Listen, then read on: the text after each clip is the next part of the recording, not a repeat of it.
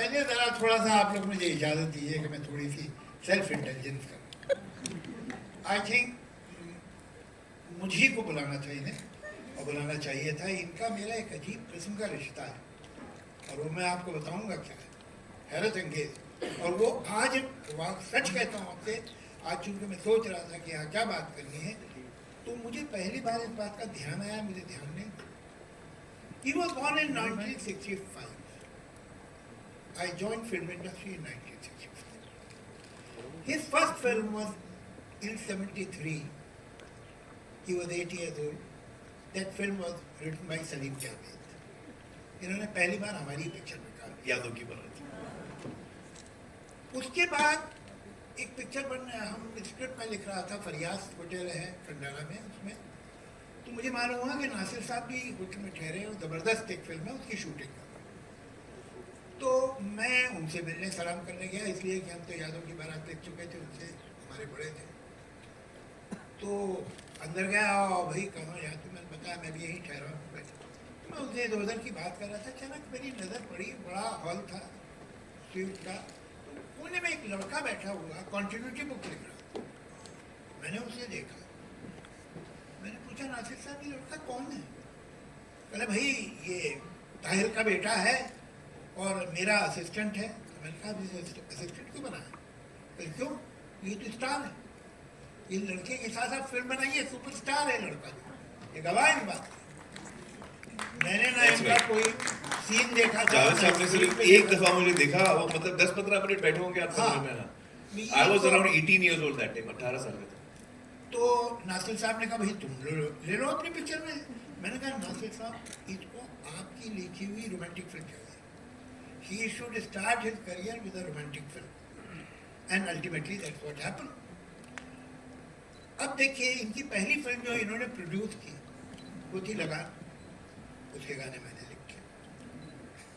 मेरे बेटे ने जो पहली फिल्म डायरेक्ट की उसमें ये थे। अब कमाल की बात है, दोनों फिल्में आई हैं 2001। और ये किस्सा क्या हुआ कि फरहान मेरे पास आया, फरहान ने कहा कि ये स्क्रिप्ट पढ़ लीजिए कैसी लगती है। मैंने पढ़ी, मैंने कहा भाई ये 3 हीरो की पिक्चर है, तुम न्यू कमर हो, कौन से बड़े हीरो तुम्हारे साथ काम करेंगे, तो 3 एक नहीं मिलता है तुम्हें 3 चाहिए। तो कहना वो हो गया मेरा। तो मैंने हो गया सा मतलब मैंने आमिर खान को सुनाई है, यस सेड यस। तो तुमने आमिर खान को सुना तो यस का, तो बाकी यस तो बोलते ही नहीं हुआ। कहने नहीं मुझे तो कहा है। अच्छा भाई ठीक है बनाओ।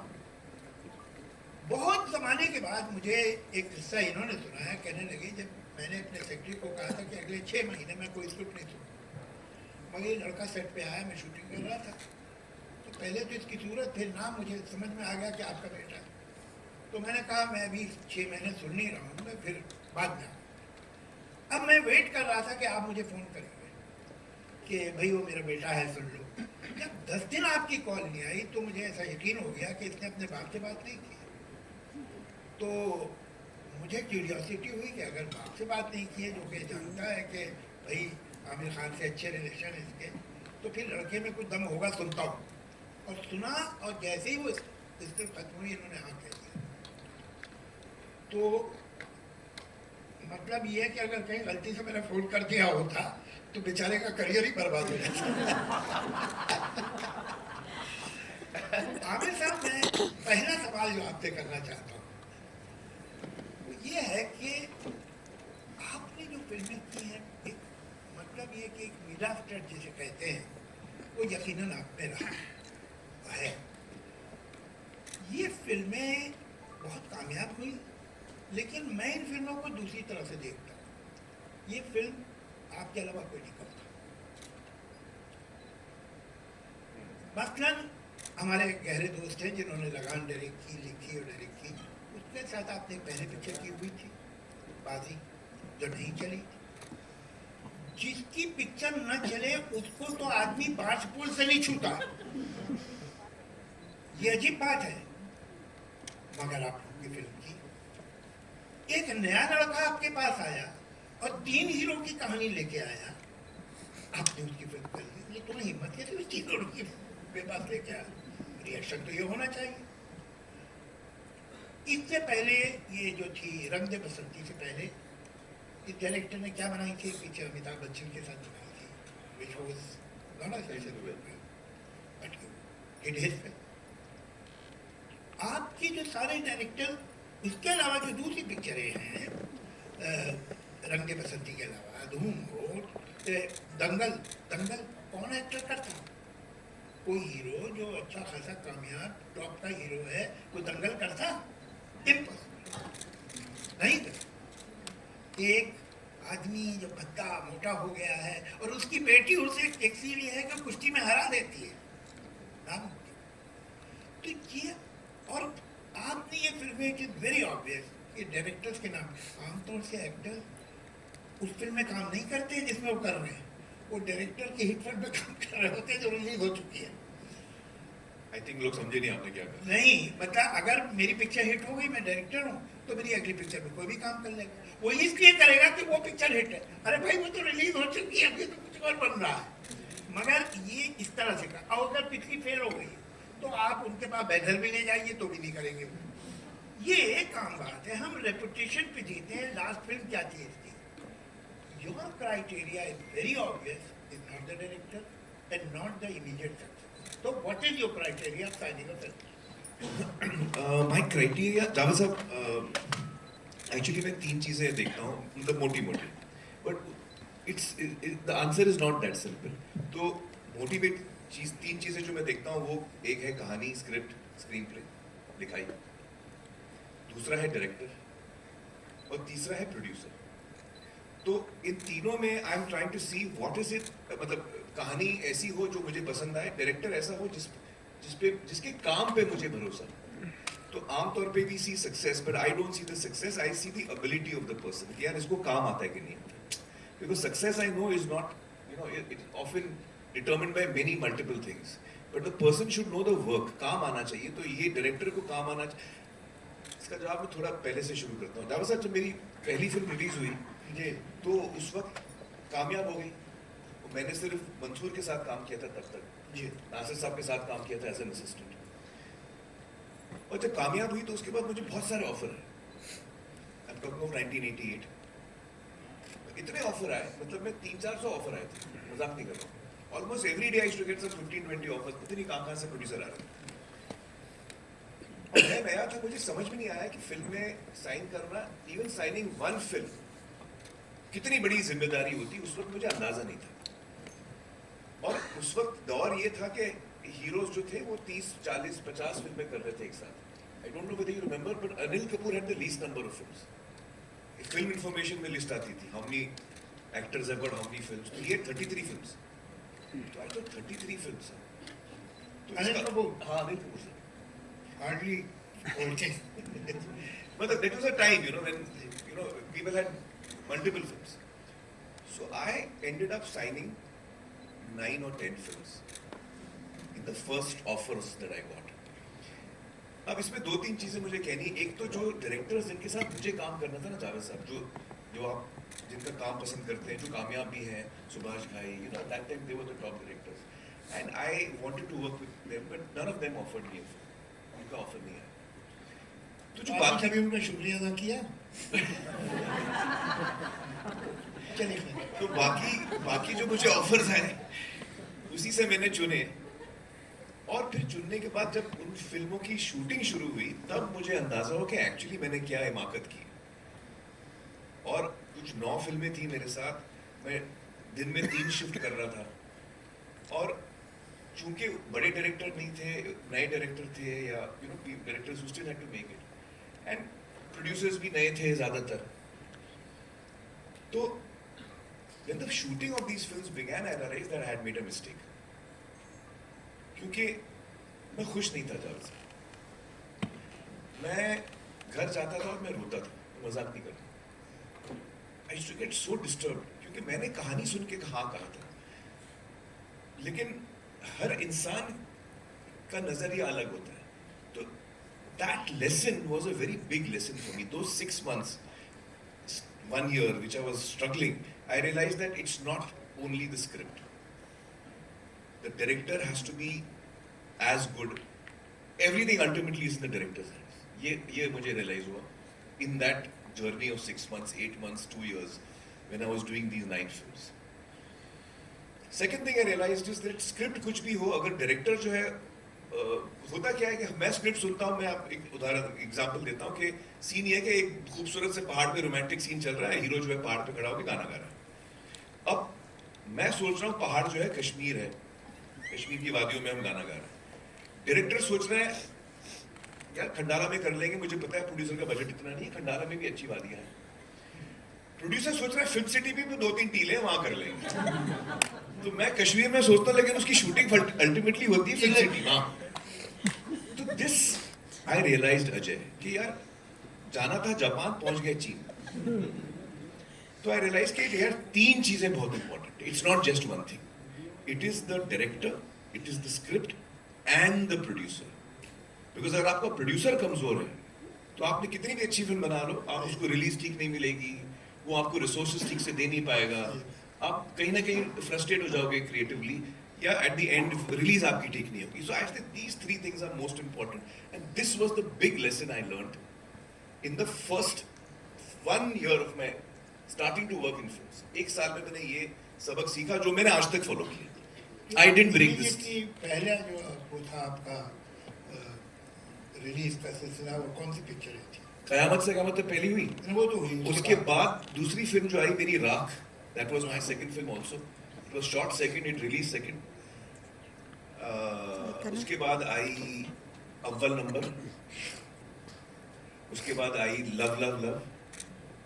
तो ये फिल्में नहीं चली and my career was actually going down after that. तो the media had announced me as one film wonder and rightly so. मैं I don't blame you at all, I was a one film wonder. तो उस वक्त ऐसा हो गया था जावेद साहब कि मुझे पता था कि मेरी ये 3 फिल्में नहीं चली हैं और जो आगे 6 आने वाली वो भी नहीं चलने वाली, वो इससे बदतर है। तो मुझे नजर आ रहा था कि मेरा करियर जो है वो it's going down the drain. मुझे लगा मैं दलदल में फंसा हूं और मैं निकल नहीं पा रहा हूं। I am just sinking deeper, I can't come out of it. That time a very important thing happened in my life. मुझे भट्ट साहब के यहाँ से फोन आया, एक फिल्म का उनने ऑफर दिया मुझे। And this is I am talking about now before the release of दिल, बिफोर द रिलीज ऑफ 3-4 फिल्में फ्लॉप हो गई थी और अब लग रहा था कि ये तो गया आदमी।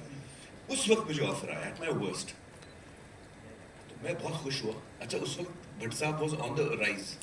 सारांश, अर्थ, नाम 3 सुपरहिट दी थी और उनका फोन आया, मैं उनसे मिलने गया, उन्होंने कहानी सुनाई, उनकी कहानी मुझे पसंद नहीं आई जाने से। और मैं शाम का वक्त था, कहानी सुनने के बाद जब मैं गया था तो मैं इतना एक्साइटेड था कि यार ऐसा लग रहा है मैं दलदल में हूं और भट्ट साहब ने हाथ दे दिया, मुझे बस हाथ पकड़ना है, मैं आउट ऑफ इट। एक अनाउंसमेंट आ जाए भट्ट साहब के साथ, I get a new lease of life कि भाई भट्ट साहब की फिल्म आएगी तब देखेंगे, 1-2 फिल्म फ्लॉप चल जाएगी बीच में। सो आई was dying to say yes to him. I reached him and मुझे कहानी मजा नहीं आया जावेद साहब। तो मैंने कहा भट्ट साहब can I take 1 day to think of it? हाँ, तुम कल शाम को मिलते हैं। तो मैं घर गया, मैंने रीना से कहा, रीना यार मुझे कहानी पसंद नहीं आई, बट ये फिल्म करना बहुत जरूरी है, मैं क्या करूँ? तो she said, I don't know how to help you, tell me, you decide. I couldn't sleep that night. मुझे पता था मैं ना बोलूंगा तो फिल्म भी गई, वैसे भी मेरा करियर जा रहा है और भट्ट साहब को ना बोल रहा हूँ और हाँ बोलूंगा तो ये फिल्म करनी नहीं है मुझे। और मैंने अपने आप को प्रॉमिस दिया हुआ कि until the script, director and producer all 3 are not ticked off, मैं हाँ नहीं करने वाला हूँ, ये मैंने तय कर लिया था। Should I break what I had decided? This dilemma was with me all through the night. अगले दिन शाम को I went to अपना भट्ट साहब, I did not thought what to say, but I blurted out the truth. I said, Bhatt साहब मैं नहीं कर पाऊंगा फिर भी सर, ऐसे मुझे फिल्म स्क्रिप्ट पसंद नहीं आई और मुझे पता है कि मैं कौन हूँ, आप इतने हिट डायरेक्टर हैं, मैं आपको ना बोल रहा हूँ, आप शायद इसके बाद मेरे साथ कभी मुझे ऑफर नहीं देंगे, but I don't know what else to say. तो इसे नहीं वो सब भूल जाओ, why did you not like it? तो मुझे याद नहीं आ रहा जो कुछ मेरे पॉइंट्स थे मैंने बताया, एंड अल्टीमेटली वो फिल्म नहीं हुई। बट जब उस शाम को मैं घर गया रात को, I realise that at my worst, when I needed it the most, Javed sir, I had the courage to say no and say कि नहीं, मुझे ये नहीं करनी. और वो एक डिसीजन, मेरा जो एक्शन था of taking a positive step towards preserving my dream and not compromising with it, that is because उस दिन का दिन है, मतलब that's why I behaved in this manner throughout my career. अगर उस दिन मैं कॉम्प्रोमाइज कर लेता ना, तो मेरा पूरा करियर एक सीरीज ऑफ कॉम्प्रोमाइज होते थे. I feel that it was a very turning point for me. That's all. That's a turning point. And even then, I didn't get an immediate relief. Then about 6 months later, then Bhatt Sahab again reached out to me and said कि यार हम दिल है के मानते नहीं करते, which is a remake of It Happened One Night. वो बाद में हो. This was a separate incident. That gave me the confidence, and which is why I've always held on to this. आपका सवाल था, what do you look at? I look at script, I look at director, I look at producer. But above that, now, there is another thing that is also my gut, which sometimes I tend to deviate slightly if I feel that my gut is very strongly about my. मैंने एक बार दिलीप साहब से पूछा था कि आपका इतना 50 साल से ऊपर का करियर है, कोई ऐसी फिल्में हैं जो आपने नहीं की और आपको अफसोस हुआ कि मैं कर लेता था. तो उन्होंने 3 फिल्मों का नाम, Baiju Bawra, it was offered to him but he didn't do it. Pyaasa न सिर्फ ये कि ऑफर की थी गुरुदत्त ने, जब वो 7 रील बन गई तो उसने फिर शो रखा ये सुल्तान. वो कहा कि ये देख ली, ये पिक्चर आपकी है, मैं तो मजबूरी में कर रहा हूँ, आप अगर करें तो मैं रीशूट करूँ. मगर उन्होंने कहा कि मैं अभी देवदास कर रहा हूँ की है, और देवदास में भी यही ट्रायंगल है, तो सिमिलरिटी बहुत है, तो इसका मुझे अफसोस, मुझे कर लेता. और एक थी लॉरेंस ऑफ अरेबिया, जिसमें डेविड ली ने उन्हें उमर शरीफ का रोल ऑफर किया. बट वो तो ठीक किया नहीं किया. नहीं, उमर शरीफ देखिए, उसके बाद अगली पिक्चर में आया डॉक्टर शिवागो. नहीं, मैं समझ रहा हूँ, बट लॉरेंस और अरेबिया में तो यूसुफ साहब को लॉरेंस का ही रोल मिलना चाहिए था.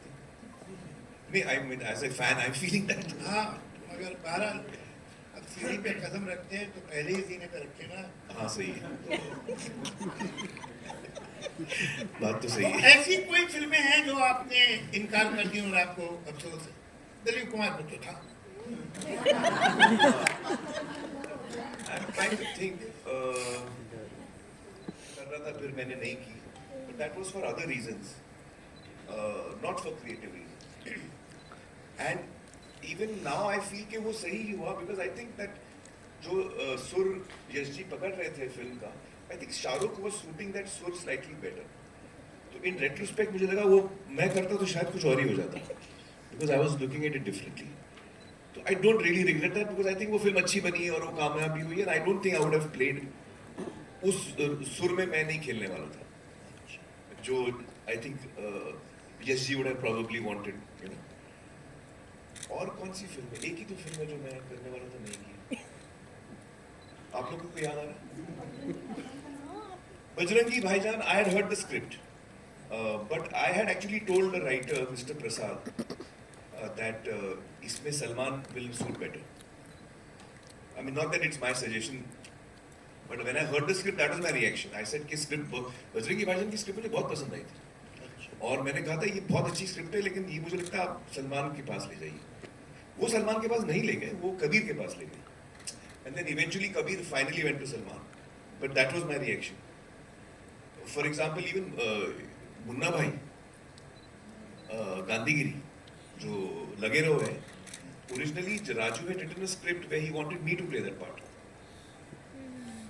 And the day he came to narrate the script to me, he said, Amir, actually जो script मैं सुना रहा था वो अभी change हो गई है, और वो मुन्ना भाई 2 बन गई है. तो जो मैं सुनाने आया हूँ अभी कुछ सुनाने के लिए है नहीं. चलिए ठीक है, 3 का कोटा था, पूरा हो गया.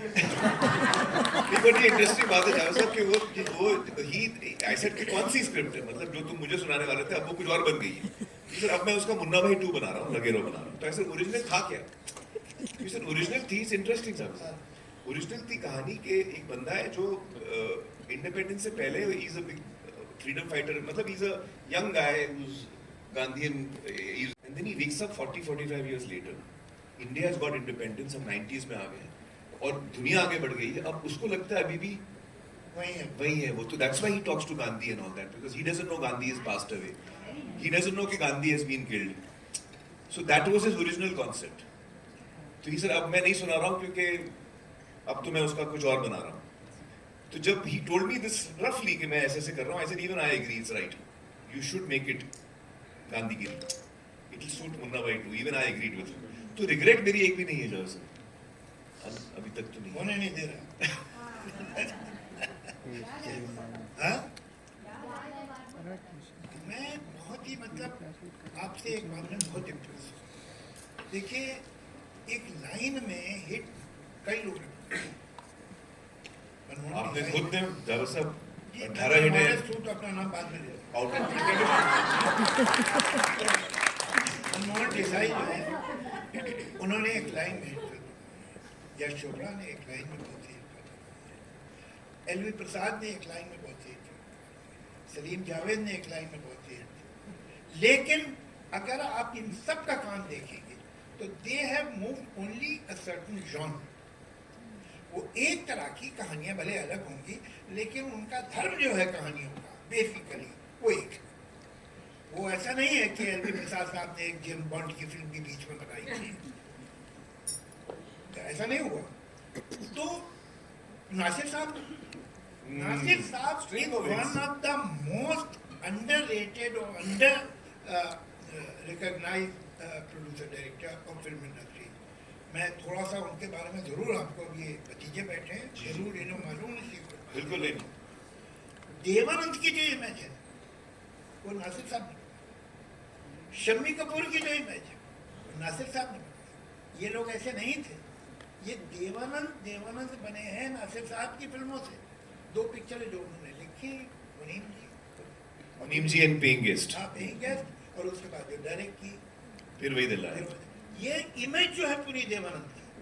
देवानंद तो एक बहुत वेजिटेरियन से एक्टर थे भाई. एक पिक्चर थी, उसका नाम मैं भूल रहा हूँ, जिसमें 2 दोस्त थे, एक प्लेबॉय था और एक गांधीयन था. प्लेबॉय का रोल किया था मनमोहन कृष्ण ने और Gandhian Dev Anand. It's a fact. Wow. उसमें एक गाना था, उसको ट्रेस कर लिए मिल जाएगा. तो ये जो प्लेबॉय थे मनमोहन कृष्ण, वो एक गाना गाते थे, जिंदगी है यो यो, और देवानंद कुर्ता पजामा पहने खड़े देख रहे. तो इनकी ये जो शम्मी कपूर, बियर्ड मुस्टाच, मांग बीच में से उनकी पार्टिंग थी, पूरा हुलिया बदल के. तो फिर वही दिल आया हूँ जो तुमसा नहीं देखा, तुमसा नहीं देखा चेंज कर दिया. ये जो पूरा इस तरह की romantic, full of youthfulness, Babli film, जो कि आज तक लोग कोशिश करते हैं उस एलिमेंट एनर्जी को लाने की. Energy, it was invented by. या इससे पहले थी ही नहीं. आप before Nasir Hussain as a writer and director, आप मुझे एक फिल्म दिखा सकते जो इस type. I agree. Charming hero, humour, music, romance, flirt और विटी, ये सब था ही नहीं. देश साहब के साथ वाज नॉट फिर भी दिल आया. दिस वाज जब प्यार किसी से होता है. जब प्यार की सोचो पहली पिक्चर थी. इसका कोई रिकॉग्निशन नहीं हुआ जितना होना चाहिए. बहरहाल हम वापस आते हैं आज नतीजे पे. ये जो है आपका कमाल ये है कि आपने अनकन्वेंशनल फील्ड्स में गए. व्हाट मेड यू फील के लगान, मैंने बहुत मना किया था इनको लगान बनाने में, पूरी कोशिश की थी कि मान जाए.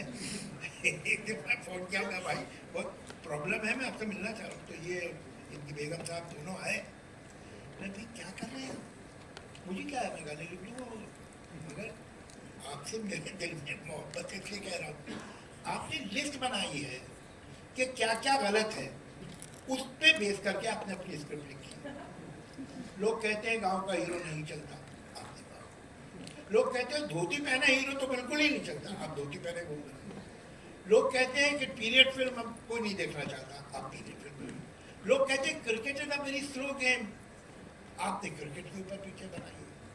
आपकी जो गानों की सिचुएशन है, अभी पानी बरसेगा, अरे नहीं बरसा, अरे शायद अब बरस जाएगा, अरे सुनो पानी नहीं बरसा, सिर्फ ये गाने हैं। तुमने कितनी बार घुमाया, क्या कर रहे हैं आप?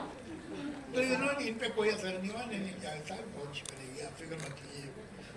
मैं तो तय कर लिया कि ये पिक्चर तो जल्दी चलानी है नहीं, अपना काम मेहनत से करो भैया, बाकी छोड़ो। But when I saw the first cut, it was like a mule kick on my face. क्या फिल्म बनी थी? तो ये कन्विक्शन अनकन्वेंशनल, यहाँ तारे जमीन पर लोग नहीं बनाते, झंझट है भाई, दंगल लोग नहीं बनाते। अच्छा फिर एक पिक्चर वो अपना रंग दे बसंती, रंग दे बसंती में हिंदुस्तान का टॉप हीरो कोने में बैठा हुआ है और एक दूसरा एक्टर क्लाइमेक्स करा रहा है, कौन मानता है? ये सब कैसे किया भाई? I don't know actually Javed साहब, मैं I feel कि जो फिल्म के लिए सही होता है ना वो करना चाहिए। तो जब मेरा जो एक्चुअली मेरी ट्रेनिंग है, मैं बताऊं जावेद साहब, actually it comes from there. I am essentially an actor. Direct तो मैंने सिर्फ एक फिल्म की है, प्रोड्यूस भी कई की, but essentially I am an actor. But my mind is not of an actor. जब मैं कहानी सुनता हूँ तो usually actors try and listen from the point of view कि मेरा रोल कैसा है, मैं इसमें कैसे लगूंगा, मेरे क्या क्या मोमेंट्स हैं फिल्म के अंदर। मुझे याद है एक स्क्रिप्ट नरेशन में मैं बैठा था, तो there was an actress who was hearing the script. At the end of the script she said, अरे इसमें तो मेरी एक ही कॉस्ट्यूम चेंज है। I was shocked. I said इसने कहानी सुन के कॉस्ट्यूम चेंजेस कैसे कैलकुलेट कर लिए यार? मैंने तो सोचा ही नहीं एक ही कॉस्ट्यूम है इसका, बट उसने फिगर आउट कर लिया था कि यार इसमें मेरा एक ही कॉस्ट्यूम है। तो ऐसे तो मेरा माइंड एज एन एक्टर चलता नहीं कि इसमें कितने कॉस्ट्यूम है, कितने एक्शन सीन है। So when I like the script, then whatever is right for the script has to be done.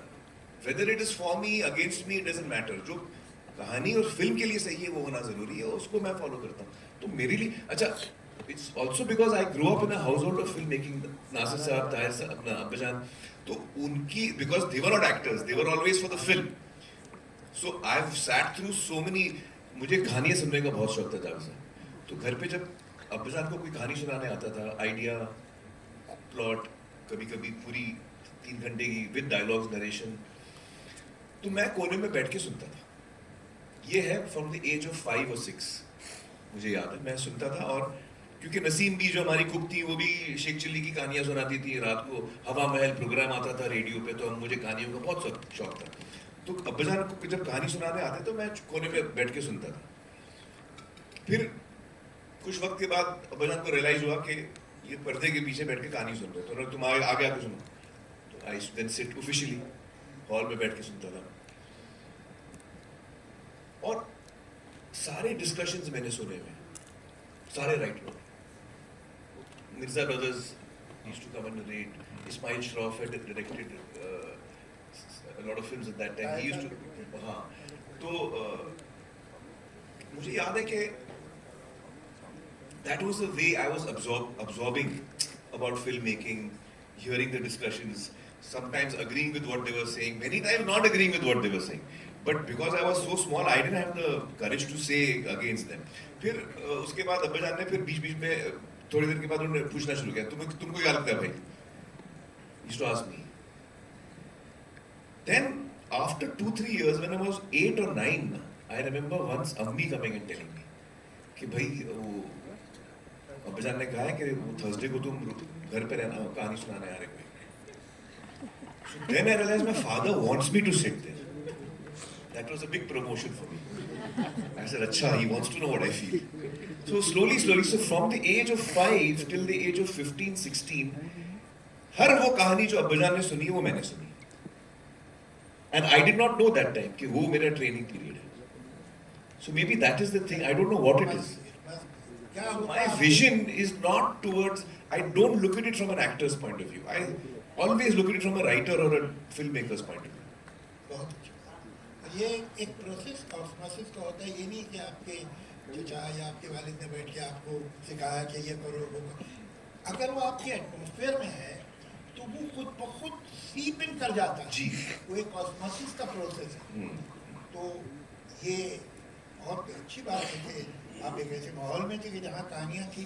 बल्कि मैंने कभी कहीं पढ़ा था कि when you were very young and you were listening to the story, तो आपने एक राय भी दे दी थी लोग के तरह, लोग चौंकेंगे बच्चा क्या कह रहा है, कुछ ऐसा हुआ था? ऐसा तो कई दफा होता था। अच्छा। And then as I started getting older 11 12 I started fighting for my points कि मैंने कहानी सुनी, अब मैंने ओपिनियन दिया, अब मैं आर्ग्यू भी कर रहा हूँ कि नहीं मैं ही सही हूँ, जो होता है ना बच्चों में। If I'm not mispronouncing it, there is a word for it, enfant terrible.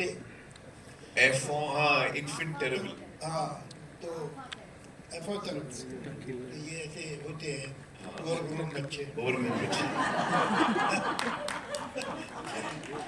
एक बात बताइए आमिर साहब, देखो मैं आपकी जजमेंट का बहुत कारण हूँ। आप मुझसे 20 साल एग्जैक्टली 20 साल छोटे हैं, लेकिन मैं आपको इस मामले में उस्ताद मानता हूँ। आपका जजमेंट जो है बहुत सही। आप एक बात बताइए कि इस वक्त बॉम्बे फिल्म इंडस्ट्री इतने बैकफुट पे क्यों है? इसकी फिल्मों में कोई कनेक्टिविटी नहीं हो रही है ऑडियंस से। साउथ की फिल्में डब होती हैं, उन हीरोज को हम जानते भी नहीं हैं नॉर्थ इंडिया में। उनकी पिक्चरें जो हैं कोई 600 करोड़ कर रही है, कोई 700 करोड़ कर रही है। और हमारी भी एक आध जो फिल्में यहाँ चली हैं वो भी डायरेक्ट की हुई है साउथ वालों की। क्या रीजन क्या है? What has gone wrong with our people? Actually मैं इसको साउथ और नॉर्थ देखते ही नहीं हूँ जावेद साहब। For me a person is a person. वो बंदा बम्बई में पैदा हुआ है, यूपी में पैदा हुआ है या चेन्नई में पैदा हुआ है, उसमें कोई फर्क नहीं पड़ता। मुझ में ये मेरा नजरिया है। According to me the problem we are facing is something different actually. बताइए। मेरी समझ, this whatever I my thinking, इसके इस दुनिया में आज तक जब भी किसी ने कोई चीज बेचने की कोशिश की है कि भाई मैंने ये पैड बनाया है, आप मुझसे ये पैड खरीद लो, 10 रुपए में खरीद लो, तो आप सोचो कि यार ये पैड की जरूरत है मुझे या नहीं है। अगर जरूरत है आप ले लोगे, अगर आपको चाहिए ये पैड आप ले लोगे, और नहीं चाहिए तो आप नहीं लोगे। करेक्ट? ये business is conducted like this. ये एक ही फिल्म, एक ही इंडस्ट्री है पूरे वर्ल्ड में, और सिर्फ हम लोग ये कर रहे हैं। हम क्या कर रहे हैं? हम कह रहे हैं कि भाई ऑडियंस को कि हमारी फिल्म आ रही है, आप आओ टिकट ले लो, और अगर नहीं लिया तो 8 हफ्ते बाद हम आपके घर पे आके ये छोड़ के जाएंगे। ये हमारा बिजनेस मॉडल है। मैं अगर इसमें कुछ भी गलत बोल रहा हूं तो मुझे आप बताइए कि भाई मेरी फिल्म आ रही है, आप आके देखिए, और अगर आप नहीं आएंगे तो 8 हफ्ते बाद मैं आपके घर पे आने वाला हूं, फ्री ऑफ कॉस्ट। फ्री भी नहीं, आप पैसे दे चुके हैं। एक्चुअली आपको शायद याद नहीं, आप पैसे दे चुके हैं, आप मेरी फिल्म खरीद चुके हैं। मुझे नहीं आता एक आदमी को वही चीज 2 दफा बेचना। आपको आता तो बेच दीजिए भाई, तो मुझे नहीं बताइए। तो ये let me complete what I am saying. इसमें ऑब्वियस सवाल ये उठता है कि भाई ये फिल्म क्यों चल गई, फिर वो फिल्म क्यों चल गई। अब ये है कि मुझे जरूरत नहीं है। मैंने आपको बिजनेस मॉडल समझाया था। आपको अगर ये जरूरत है तो आप लेंगे, नहीं जरूरत है नहीं लेंगे। अब मैं जाता हूं थिएटर फैंसी के लिए। Earlier I used to go because I wanted to consume film. मुझे फिल्में देखनी थी, पहले मैं इसलिए जाता था। अब तो वो मैं कहीं भी देख सकता हूँ, अपनी जेब में आइटम है, मैं देख सकता हूँ, कहीं जाने की जरूरत नहीं मुझे। अब मैं आ रहा हूँ क्योंकि अब मुझे मेरा मूड हो आने का। उस पर आप बिजनेस मॉडल नहीं खड़ा कर सकते जावेद साहब। आप बिजनेस मॉडल खड़ा, गाड़ियां बेच रहे हैं आपके, भाई मैंने एक गाड़ी बनाई, आप गाड़ी खरीदो, नहीं लोगे तो आपके घर पे ड्रॉप कर दो। ये कोई बिजनेस मॉडल हो? आप बताइए मुझे। तो we have killed our own business. No, it's a very, very good idea. How can I sell the same thing to you twice? I don't know. I appreciate that. But the fact remains that there are certain people who are doing it and collecting money which is totally unprecedented. वो कैसे कर रहे हैं? कोई तो reason होगा ना। उनकी भी फिल्म आएगी, आपके घर आ जाएगी बाद में फ्री, मगर लोग उनकी फिल्म देखने जाते हैं। वही तो मैं कह रहा हूँ, इस वक्त फैंसी पे डिपेंडेंट है ना। ये why we are out of fancy? Well, I think that one of the reasons also is that जो हिंदी में जो राइटर्स और डायरेक्टर्स हैं, perhaps they have been trying to entertain an audience which is slightly more, I don't know, finer. Is that the way to put it? They have forgotten their roots. जो basic emotion होता है, जो बहुत ही हमको थका लेता है, the sharper emotions, you know, there are finer emotions and then there are baser emotions. Revenge is a strong emotion. It's very easy to provoke also, it comes out very strongly. But doubt is an emotion which is a very halka emotion, that doubt. I'm trying to create doubt I'm trying to, show you what doubt is. So it's a less attractive emotion. Anger, love, revenge. I'll say yes and no. ये सही बात है कि सलीम जावेद ने revenge तो निचोड़ के फेंक दिया, ये सच है। उसके बाद उसके लॉ ऑफ डिमिनिशिंग यूटिलिटी उस पर लग गई थी। लेकिन ये जो कहानियाँ बहुत बड़ी हिट हुई हैं ना, ये सब रिवेंज की कहानियाँ हैं, इनमें रिवेंज है और बहुत स्ट्रॉन्ग ड्रामा है। वाई वी हैव, हमारे ये कि साहब हमारा इंटेलेक्ट इतना बढ़ गया, दैट आई डाउट। कहीं इंटेलेक्ट बढ़ गई, आई डोंट मीन इंटेलेक्ट बढ़ गया, एक्चुअली मेरा मतलब वो नहीं था। जी, जी। I think we are choosing to talk about different aspects of life. We are not sticking to the more broader strokes. So it's a mistake. I mean, it's really, I feel each creative person has to make what he or she feels like making. At the end of the day, मैं वही बना सकता हूँ जो मेरे अंदर से निकलेगा। आप समझ रहे मैं क्या कर रहा हूँ? शायद मेरे लिए ऐसा है, शायद बाकी लोगों के लिए ऐसा नहीं। नहीं, आपके you are one of the exceptions. तो मेरे अंदर से जो निकलेगा वो निकल रहा है। आई डोंट थिंक कि ये हिट होने वाला है, ये फ्लॉप होने, I don't think like that. नहीं, हिट और फ्लॉप की बात नहीं है। I go to different places to speak. मैं सेमिनार में भी बोलता हूँ और मैं कॉलेजेस में भी बोलता हूँ और मैं पब्लिक में भी बोलता हूँ। वो बात मुझे वही कहनी है, लेकिन the language I use in seminar will not use in a college, and the language which I use in a college will not, I will not use that language to 10,000, 15,000 people. Correct.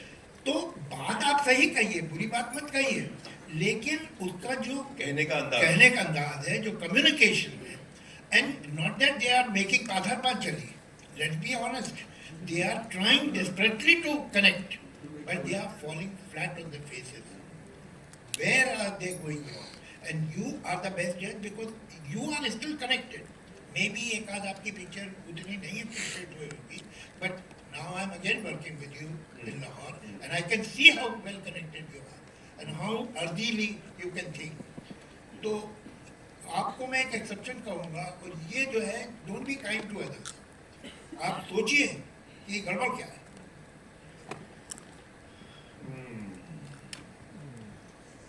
अब relation खराब हो तो क्यों? बोलिए था।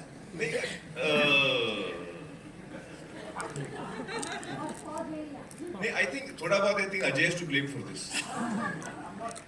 उस वक्त एक फिल्म इंडस्ट्री में ये भी था कि ऑडियंस थोड़ा चेंज हो रही है, मल्टीप्लेक्स की ऑडियंस थोड़ी अलग होती है। And if I remember correctly 2005 में you had started, 97 started, but 2005 में काफी मतलब एक चेंज आया था। आई थिंक रंग दे बसंती के टाइम पे हम मिले भी थे। So it had started growing very strongly, and then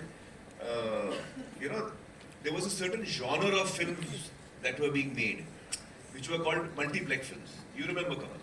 यार ये फिल्में मल्टीप्लेक्सेस में चलती हैं, मल्टीप्लेक्सेस में चलती हैं, ये मल्टीप्लेक्स फिल्म है, ये सिंगल स्क्रीन फिल्म है। It almost became a difference कि मल्टीप्लेक्स फिल्म अलग होती है और सिंगल स्क्रीन फिल्म अलग होती है। तो ये एक तरह से उसी का एक्सटेंशन है जावेद साहब, कि जो हम साउथ की फिल्में देखते हैं जो बहुत सुपरहिट होती हैं, they are what we typically used to call single screen films. Very mass, very hard hitting, very broad strokes. And I think maybe the Hindi filmmakers tried to go more towards multiplex films. But the fact is, I never thought like this. I'm just trying to answer it in the best way I know. I never thought multiplex, because मेरे लिए दंगल क्या है? दंगल multiplex भी और मास भी है, उसमें कोई आप फर्क ही नहीं कर सकते। What is लगान?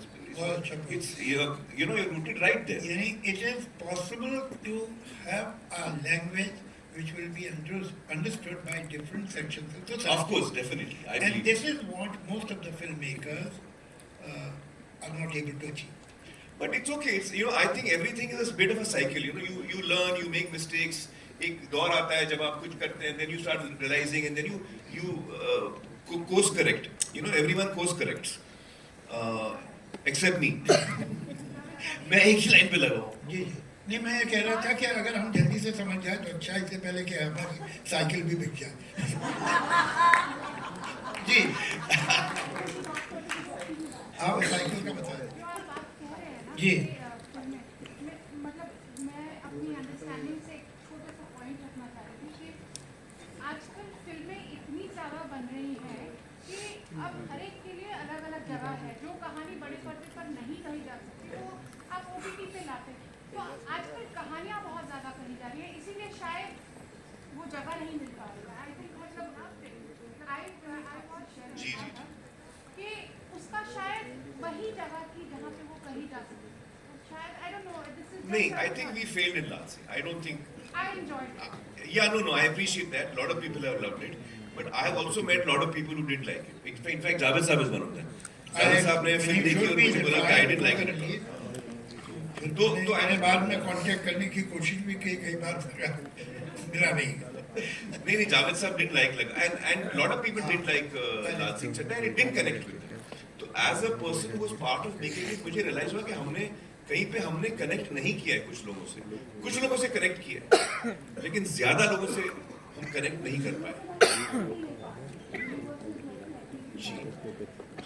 No, but I think that Javed Saab, no doubt, South filmmakers are doing a great job and they should. But I think कि हिंदी के filmmakers भी बड़े अच्छे हैं। एक मैं बताऊं, घूम घाम के आ जाएंगे। पिछले वर्षों में जो आपने फिल्में बनाई हैं, एक ये वो एक्सेप्शन होता है, फुल प्रूफ तो है ही नहीं, ये काम ही फुल प्रूफ नहीं है। लेकिन आप एक हैं और एक ही अपना राजू हीरानी, क्योंकि you have been able to make film which have connected across the society. पूरे स्पेक्ट्रम को जिसने कवर किया, आपकी सक्सेसफुल फिल्म जो है उन्होंने पूरे स्पेक्ट्रम को कवर किया है, राजू की और आपकी फिल्म। वरना जनरली ये बहुत कम होता जा रहा है।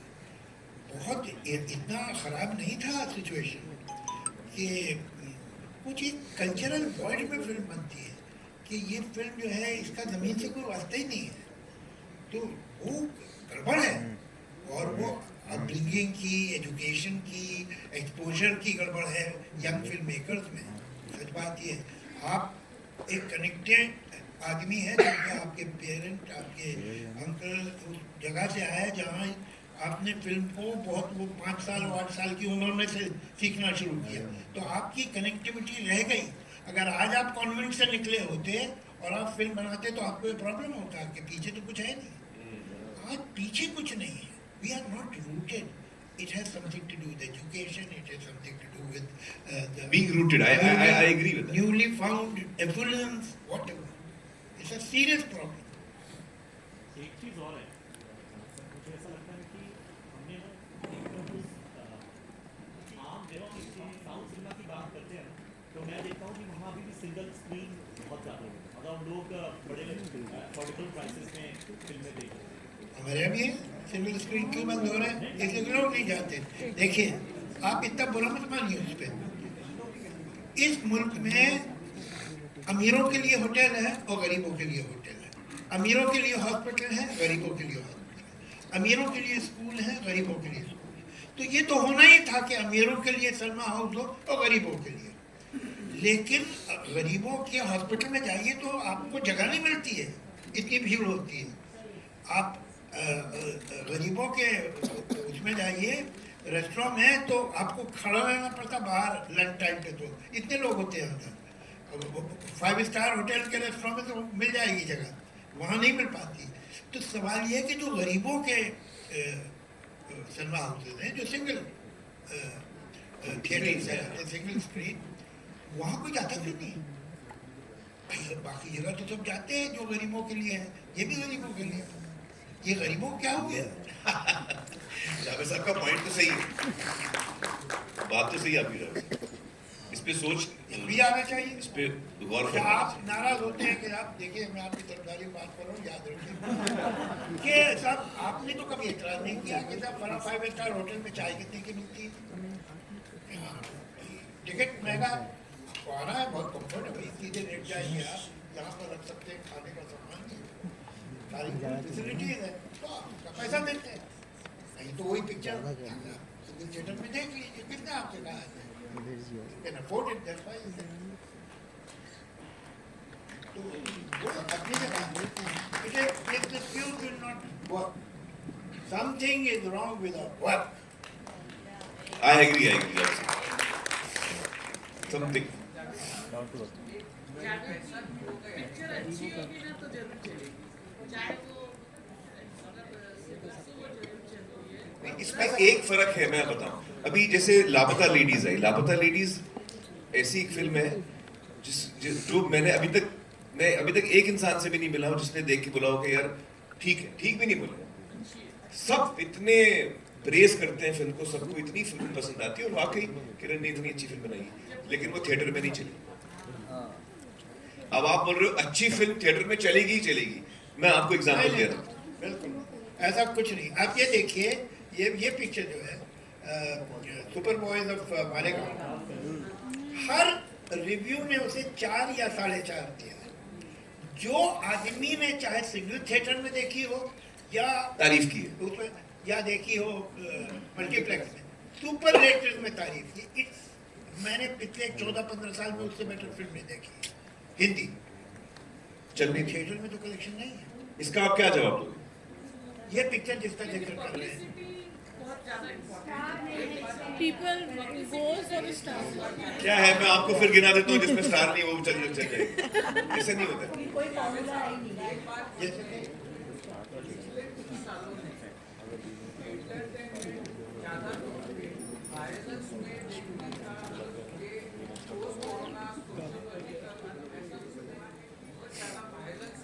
वो चल रही है. बहुत चल रही है, मतलब आज भी छावा है, वायलेंस इज वर्किंग. हिंदी है, लेकिन वायलेंस बहुत है. बाकी इमोशंस जो है इससे भी ज्यादा वायलेंस को एज ऑडियंस लोगों को उसमें ज्यादा उससे एंटरटेन होना शुरू हो गया है.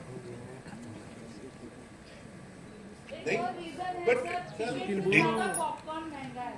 ये बहुत बड़ा रीजन है because it is the out. लेकिन जब आप पुष्पा देखने आते हो तो फिर कैसे आते नहीं नहीं हो? पुष्पा का पॉपकॉर्न चलेगा आपको?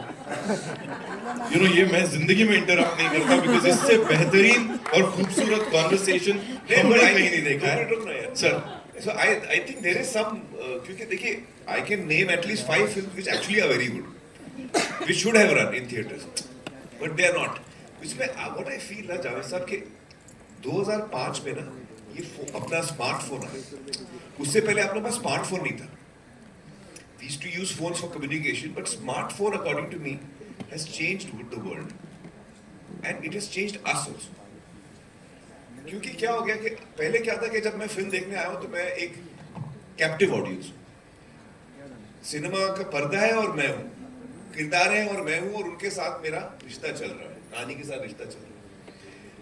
Captive audience. अब क्या हो गया है, कैप्टिव ऑडियंसेस खत्म ही हो गई है. क्योंकि भले आप घर पे बैठे हो और मेरी फिल्म देख रहे हो, या आप थिएटर में मेरी फिल्म देख रहे हो, आप अब कैप्टिव नहीं हो. अब आपकी जेब में पूरा यूनिवर्स है. आपने कुछ पोस्ट किया है, उसके रिस्पॉन्सेज आ रहे हैं. आपने फोटो डाला है, उसका कुछ रिस्पॉन्स आ रहा है. प्लस आपके फैमिली चैट्स में भी चल रहे हैं. हजारों चीजें हैं उसके अंदर. तो the film has to have so much power that it really pulls you away from the phone and you actually keep your phone away for 3 hours कि नहीं भाई मुझे फोन नहीं देखना. उतना पावर अगर आपके फिल्म में नहीं है तो हर आदमी इस वक्त आपकी फिल्म भी देख रहा है और अपना पोस्ट भी कर रहा है और कॉन्वर्सेशन भी कर रहा है, किसी और के पोस्ट पे रिएक्ट भी कर रहा है, थम्स अप भी दे रहा है, वो सब चल रहा है. तो this is also one aspect which is we have to keep an account. I don't know what the implications are yet, but आज के डेट में आप distracted audience को हम दिखा रहे हैं. सर ये जो टेक्नोलॉजी जिसकी आप बात कर रहे हैं, इसने रोमांस तो खत्म ही करवा दिया दुनिया से. उसकी ऐसी की तैसी हो चुकी है. वजह क्या है कि romance is in finding. Romance मिलने में नहीं है, मिलने की उम्मीद में. वाह वाह वाह. क्या बात है सर. एक शेर सुनाइए ना. अब आप बताइए कि अगर रोमियो के पास स्मार्टफोन होता और जूलियट के पास भी होता तो वो सर्दी में बैल्कनी के नीचे खड़ा होता क्या? पागल था वो. तो ये जो दूरी थी जिसमें आपको एक मामूली सी लड़की चाँद का टुकड़ा दिखने लगती थी, इसलिए कि सूरत दिखाई नहीं दे रही उसकी, तो इमेजिन कर. अब इमेजिनेशन की जरूरत ही नहीं है, आप फौरन देख लीजिए देख लो. फेस टाइम पे. आमिर सर, मैं आपकी बात से एग्री करता हूँ। मतलब जो आज से 10 साल पहले का जॉनर था, जो हम मतलब बैंड्रा गेटी गैलेक्सी में मूवी आउट होता था, बट अब जो OTT प्लेटफॉर्म्स आ गए हैं या फिर सोशल मीडिया के जो मतलब आ गए हैं, अब अनऑफिशियल जैसे फर्स्ट डे मूवी लगती है तो वो मतलब उसका पायरेसी भी आ जाता है, मतलब कहीं ना कहीं लोग फिल्म देख रहे हैं। और वही बात है जो जावेद सर ने बात करी, सुपर ऑफ बॉयज़ मालेगांव, जो एक मालेगांव की कहानी है, और वो फिल्म मैंने भी देखी है। और मालेगांव की जो मतलब एक फिल्म इंडस्ट्री है, वहाँ से ज़्यादा मैं मतलब कनेक्ट करता हूँ, लोगों की भी फिल्म देख रखी है। तो ऐसे फिल्म्स को मतलब क्यों नहीं मिल पा रही जो डिजर्व करती है चीज़ें, कहीं ना कहीं OTT पर हमको थोड़ा this is a good suggestion कि OTT का आप गैप जो है 3-4 महीने का कर दीजिए। अभी मतलब अभी तो हिट फिल्म जो है वो एक 4 वीक में 5 वीक में आ जाती है हिट फिल्म, क्योंकि वो फिल्म डिजर्व करती है। जिस तरह से सर ने कहा सुपर ऑफ बॉयज मालेगांव, वो फिल्म मतलब बहुत अच्छी फिल्म। बहुत अच्छी फिल्म है। सीरियसली ऐसा नहीं कि मैं जानबूझकर कह रहा हूँ, मैंने देखी है, थिएटर में देखी है, और काफ़ी बढ़िया फिल्म है। हर एक कैरेक्टर ने जो कि मतलब वैसा फेस भी नहीं है, कोई बड़ा सुपरस्टार नहीं है, बट हर एक ने उसके अंदर ऐसे एक्टिंग की है कि बड़े बड़े एक्टर्स को मतलब फेल कर दिया उन्होंने। जी, जी, जी, वो जी। डिजर्व करती है। और इसी बात को आगे ले जाते हुए ऑफ कोर्स आमिर खान साहब ने ऑलवेज सपोर्टेड दीस फिल्म्स। बड़ी स्टारकास्ट नहीं भी हो, लेकिन अगर अच्छा कंटेंट है, so he is always back that project. एक बार जोरदार तालियां आमिर सर के लिए। जावेद साहब, thank you so much. Before we wind it up, एक प्रेडिक्शन में करना चाहता। I know I am putting my neck out on the block, मगर मैं इस सिलसिले में थोड़ा सा वेन हूँ। जैसे कि मैंने आमिर खान साहब जब ये भर रहे थे कॉन्टिन्यूटी बुक, तो मैंने कहा ये लड़का सुपरस्टार है। यही बात मैंने अमिताभ बच्चन जिनकी 11 फिल्में फेल हुई थी उनके बारे में कही थी, और अपने सारे एग्स उस बास्केट में रखे थे। मुझे मालूम था ये बहुत सुपरस्टार एक्सेप्शनल टैलेंट आदमी है। यही बात मैंने अनिल कपूर के बारे में कही थी और शंकर महादेवन के बारे में कही थी, और पिक्चरों के बारे में भी कही है। Most of the time I have been right. If I have not like the picture, that picture is not wrong. मैं आपको बताता हूँ, एक पिक्चर आने वाली है जो चाहे मल्टीप्लेक्स हो और चाहे ऑडियंस हो, सिंगल, उसमें वो पिक्चर चलेगी और लोगों को पसंद आएगी। वो पिक्चर इस वक्त ये बना रहे हैं। मुझे मालूम है कि आप लोग भूलेंगे नहीं, मगर जब मैं सही साबित हूँ तो सलाम करने आइए इंशाल्लाह। I always have believed that films have to be made. अब जो मैं फिल्म बनाता हूँ जावेद साहब, मैं तो हमेशा कोशिश करता हूँ कि वो हर इंसान पसंद करे, इकोनॉमिकली भले वो जो भी सिचुएशन में हो। देखिए। हाँ, so thank you so much sir. Thank you Javed साहब, एक बार जोरदार तालियां please. Of course Aamir sir, thank you Javed साहब।